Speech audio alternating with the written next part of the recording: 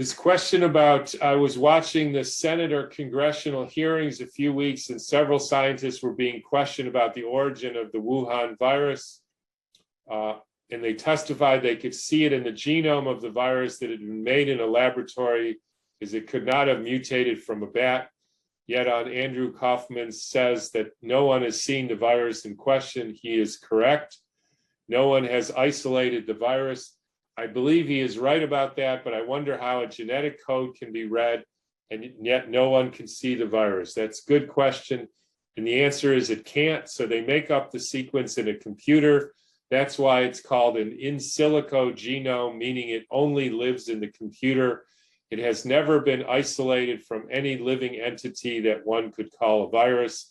And when they do the sequences over and over again, they get different results, which is why there's 40,000 or so different variations of the imaginary viruses, because there's 40,000 different views of what a unicorn looks like, because nobody has actually ever seen a unicorn.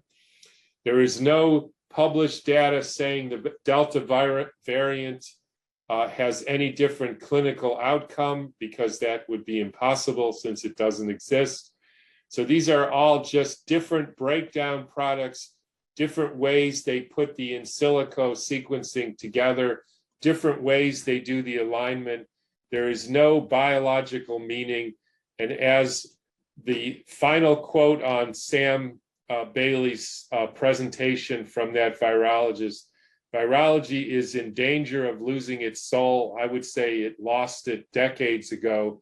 And what that means specifically is it changed from actually at least trying to look for real particles.